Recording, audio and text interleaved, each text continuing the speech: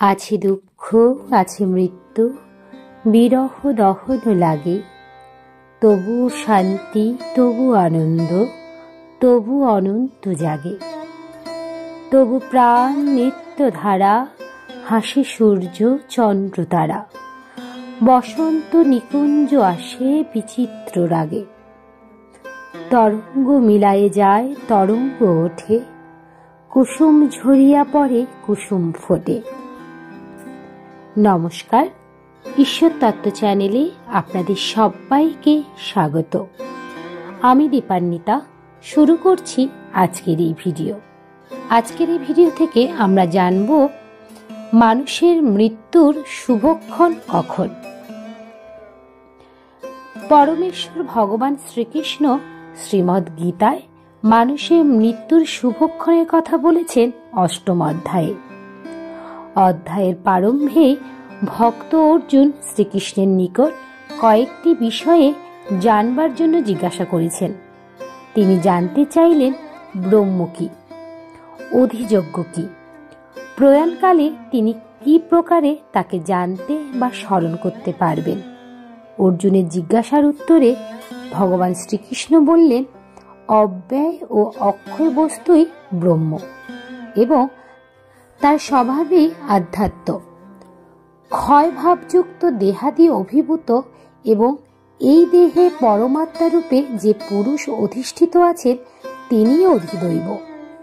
এভাবে বলতে বলতে অন্তিমকালে তাকে কিভাবে পাওয়া যাবে সে বিষয়ে তিনি অত্যন্ত সহজ ও সরল ভাষায় অর্জুনকে বললেন যে, মৃত্যুকালে মানুষ যেমনটি চিন্তা করতে করতে দেহত্যাগ করে, মৃত্যুর পর অর্থাৎ পরজন্মে ঠিক সেই চিন্তার অনুরূপ হয়েই জন্মগ্রহণ করে থাকেন মানুষ।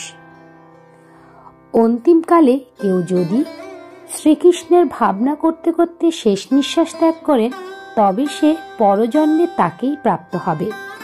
কাজেই শ্রীকৃষ্ণ অর্জুনকে উপদেশ দিলেন যে তিনি যদি সর্বদা তাকে স্মরণ করে যুদ্ধে প্রবৃত্ত হয় তবে তার পাপ পুণ্য, ন্যায় অন্যায়, কর্তব্য অকর্তব্য ইত্যাদি বিষয়ে কোনো চিন্তার প্রয়োজন হবে না। তাকে স্মরণ করে কর্তব্য প্রতিপালন করে গেলে তার মুক্তি অবসম্ভাবী। অতএব শ্রীকৃষ্ণ একজন যোগী পুরুষ কিভাবে দেহান্তে তাকে লাভ করতে পারে তার বর্ণনা দিলেন। কোন যোগী দেহে সর্বদা সংযত করত মনকে হৃদয়ে নিরুদ্ধ করে প্রাণকে যোগ বলে ভ্রুযুগলের মধ্যস্থানে স্থাপন পূর্বক ওম এই ব্রহ্মময় এক অক্ষর উচ্চারণ করতে করতে দেহত্যাগ করলে তিনি পরজন্মে পরম গতি লাভ করে থাকেন।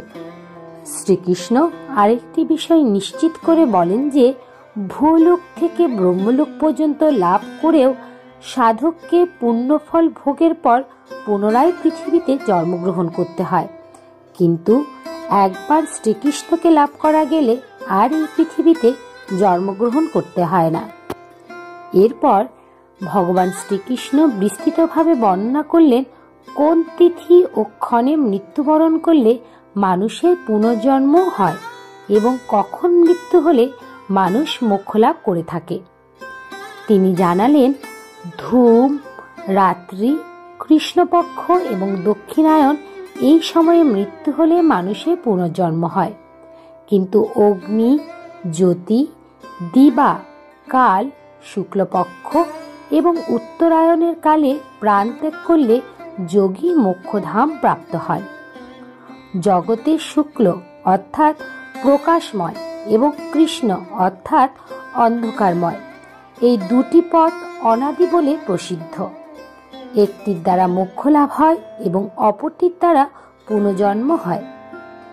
এই মার্গদ্বয় সম্পর্কে অবগত হয়ে যোগী পুরুষ কখনোই মোহগ্রস্ত হন না। অতএব অর্জুনকে যোগযুক্ত হওয়ার জন্য পরামর্শ দিলেন ভগবান শ্রীকৃষ্ণ।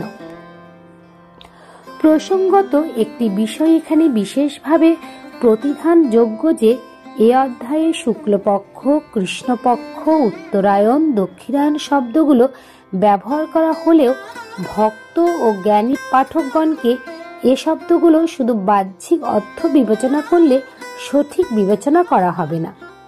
এগুলোকে বুঝতে হবে আধ্যাত্মিক এবং তাত্ত্বিক অর্থে। কারণ বাহ্যিক অর্থে এগুলোর সত্যতা অনুধাবন করতে গেলে হয়তো অনেকের ক্ষেত্রে বিপরীত ঘটনা পরিদৃষ্ট হবে। এই অধ্যায়ে বলা হয়েছে যে শুক্লপক্ষে ও উত্তরায়ণের সময় কেউ দেহত্যাগ করলে তার মোক্ষ লাভ হবে, কিন্তু কৃষ্ণপক্ষে ও দক্ষিণায়নের সময় দেহত্যাগ করলে পুনর্জন্ম হবে। জাগতিকভাবে এর সত্যতা খুঁজতে গেলে দেখা যাবে অনেক মহাযোগী পুরুষ, এমনকি অবতার বলে স্বীকৃত পুরুষও দক্ষিণায়নের সময় দেহত্যাগ করেছেন। তাহলে স্বভাবতই প্রশ্ন থেকে যাবে যে তারা কি তাহলে মোক্ষ লাভ করবেন না? তাদের কি সাধারণ মানুষের ন্যায় আবার পৃথিবীতে জন্মগ্রহণ করতে হবে? এই হেন প্রশ্নের বা সন্দেহের উত্তর পাওয়া যাবে এ শব্দগুলি আধ্যাত্মিক ও তাত্ত্বিক অর্থের বিশ্লেষণে।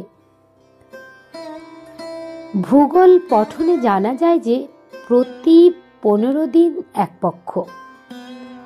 অমাবস্যার পরের দিন অর্থাৎ প্রতি পদ থেকে পরের পূর্ণিমা পর্যন্ত যে 15 দিন তাকে বলে শুক্লপক্ষ, এবং পূর্ণিমার পরের দিন থেকে অমাবস্যা পর্যন্ত 15 দিন কৃষ্ণপক্ষ।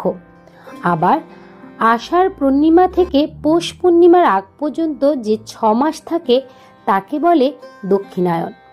প্রক্ষান্তরে পৌষ পূর্ণিমা থেকে আষাঢ় পূর্ণিমার আগ পর্যন্ত 6 মাস উত্তরায়ণ। শাস্ত্রমতে যার আছে বিশ্ব ব্রহ্মাণ্ডে তা আছে দেহভাণ্ডে। সে অনুযায়ী বাহ্যিক জগতে কৃষ্ণপক্ষ, শুক্লপক্ষ, দক্ষিণায়ন ও উত্তরায়ণের এ দেহের মধ্যেই কল্পনীয়। প্রথমে দেখা যাক কৃষ্ণপক্ষ ও শুক্লপক্ষ। কৃষ্ণপক্ষ হচ্ছে অন্ধকারময় সময়। এই পক্ষে প্রতিদিন চন্দ্রের ক্ষয় হতে হতে অমাবস্যায় চন্দ্র একেবারেই অদৃশ্য হয়। মানব দেহের মধ্যেও চন্দ্র রয়েছে, যা ব্রহ্মা বা কৃষ্ণ চন্দ্র নামে পরিচিত। জীব যখন কামনায় আসক্ত হয়ে ক্রমশই কৃষ্ণচন্দ্রকে ভুলে যায়, অর্থাৎ দেহে ব্রহ্ম তথা কৃষ্ণ জ্ঞান হারিয়ে ফেলে, তখনই জীব দেহে কৃষ্ণপক্ষ হয়। এহেন সময় বা অবস্থায় যদি কোনো মানুষের মৃত্যু হয় তবে তার মুক্তি হয় না, বরং পুনর্জন্ম লাভ করে কৃতকর্মের ফল ভোগ করতে হয়। প্রক্ষান্তরে শুক্লপক্ষ প্রকাশময়, অর্থাৎ এই পক্ষে চন্দ্রের কলা ক্রমশ বৃদ্ধি পায়। জীব যখন সাধনার দ্বারা বা কৃষ্ণ চেতনার মাধ্যমে তার ব্রহ্মজ্ঞান বা কৃষ্ণ জ্ঞানকে সুদৃঢ় করে, অর্থাৎ দেহ, মন, প্রাণ কৃষ্ণ চেতনায় উদ্ভাসিত হয়, তখন জীব দেহে শুক্লপক্ষ শুরু হয়। এমন অবস্থাকালে যদি জীব দেহত্যাগ করে তাহলে তিনি অবশ্যই পরম গতি লাভ করেন। এবার উত্তরায়ণ ও দক্ষিণায়নের বিষয়টি ব্যাখ্যা করা যাক। মানব দেহের মধ্যে 6টি চক্র রয়েছে, যাকে ষট চক্র বলা হয়। যেমন মূলাধার চক্র, স্বাধিষ্ঠান চক্র, মণিপুর চক্র, অনাহুত চক্র, বিশুদ্ধ চক্র ও আজ্ঞা চক্র। এই 6টি চক্রের মধ্যে অনাহুত চক্রটি বক্ষস্থলে অবস্থিত এবং একে মধ্যবর্তী স্থানে অবস্থিত চক্র বলেও ধরা হয়। স্মরণ রাখা প্রয়োজন যে চক্রগুলি এই দেহের অভ্যন্তর স্থলে 3টি নাড়ি, ইরা, পিঙ্গলা ও সুষুম্না, এর মাধ্যমে নারী সুষুম্না নাড়িতে স্তরে স্তরে অবস্থিত। অনাহুত চক্রের বৈশিষ্ট্য হচ্ছে যে এখান থেকে নিম্ন দিকে মূলাধার চক্র পর্যন্ত বায়ুর গতি নিম্নগামী। অধোগামী এই বায়ুর সাথে জড়িত আছে কাম এবং কামনা। কামে আসক্ত হয়ে জীব ব্রহ্মসত্তাকে নষ্ট করে, অজ্ঞানতার পথে ধাবিত হয়ে, যার ফলে কৃষ্ণচন্দ্র ক্রমশ ক্ষীণ হয়ে অন্ধকারাচ্ছন্ন হয়। এজন্যই দেহে দক্ষিণায়ন হয়। অতএব এই সময়ে দেহত্যাগ হলে জীবের যে পুনর্জন্ম হবে তার সন্দেহ কি? প্রক্ষান্তরে অনাহুত চক্র থেকে আজ্ঞা চক্রের দিকে বায়ুর গতি ঊর্ধ্বমুখী। এই বায়ুর প্রভাবে জীবের ব্রহ্মবস্তু ঊর্ধ্বগামী হয়ে সহস্রায় অধিষ্ঠিত হয়। তখন জীব দ্বিতল পদ্মে ঈশ্বরকে দর্শন করেন।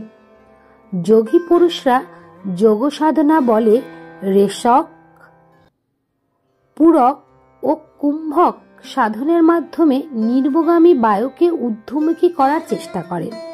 এতে ব্রহ্মশক্তি বৃদ্ধিপ্রাপ্ত হয় বা কৃষ্ণচন্দ্রের কলা ক্রমশই বৃদ্ধি পায়। এটাই দেহের শুক্লপক্ষ এবং এ অবস্থায় কেহ মৃত্যুবরণ করলে তিনি মোক্ষগতি লাভ করেন। এভাবে অক্ষর ব্রহ্মযোগের নিগ্রহ তত্ত্বের কথাগুলো সাধক ভক্ত অনুধাবন করে তা অনুশীলনের মাধ্যমে মুক্তি লাভ করতে পারেন। তাহলে এ পর্যন্তই। ভিডিওটি যদি আপনাদের ভালো লেগে থাকে তবে অবশ্যই একটি লাইক করবেন এবং কমেন্টে রাধা মাধবের জয়গান করতে ভুলবেন না যেন। এ ধরনের ধর্মীয় ভিডিও পেতে এবং নিয়মিত গীতা পাঠ শুনতে চ্যানেলটিকে অবশ্যই সাবস্ক্রাইব করবেন। দেখা হচ্ছে অন্য আরেকটি ভিডিওতে। ততক্ষণ পর্যন্ত আপনারা ভালো থাকবেন, সুস্থ থাকবেন। হরে কৃষ্ণ কৃষ্ণ কৃষ্ণ হরে হরে, হরে রাম রাম রাম হরে হরে। নমস্কার।